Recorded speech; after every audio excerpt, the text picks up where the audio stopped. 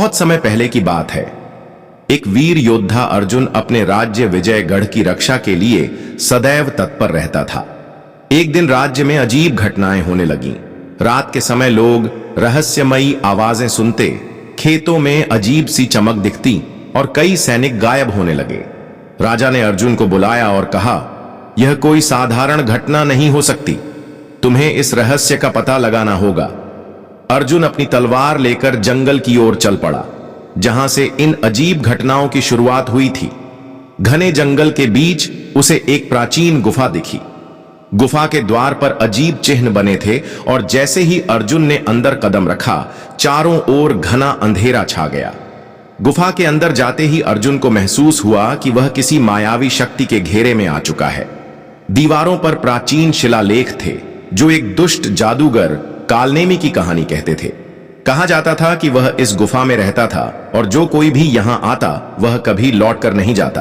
अचानक एक गहरी भयावह हंसी गुफा में गूंज उठी। सामने धुएं के बीच से कालनेमी प्रकट हुआ, लंबा, दुबला पतला, लाल चमकती आंखें और काले वस्त्र पहने हुए। उसने अर्जुन से कहा, तुम यहां क्यों आए हो नादान योद्धा? अब तुम भी यहां से जीवित नहीं जा पाओगे। अर्जुन ने बिना डरे तलवार निकाल ली। कालनेमी ने अपने हाथों से आग के गोले फेंकने शुरू कर दिए, लेकिन अर्जुन अपनी तलवार से उन्हें काटता गया।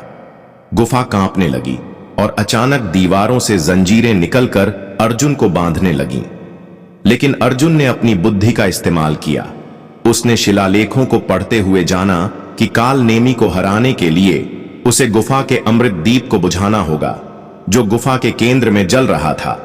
अर्जुन ने छलांग लगाई और अपनी तलवार से अमृत दीप को बुझा दिया। जैसे ही दीपक बुझा, कालनेमी चीखते हुए धुएं में बदल गया और गुफा कांपते हुए गिरने लगी। अर्जुन समय रहते गुफा से बाहर निकल आया। जैसे ही वह विजयगढ़ पहुंचा, राजा और जनता ने उसका भव्य स्वागत किया। राजा ने कहा, अर्जुन, तुमने अपने साहस और बुद्धिमानी से राज्य को एक बड़े संकट से बचा लिया है। यह राज्य तुम्हारा आरणीय रहेगा।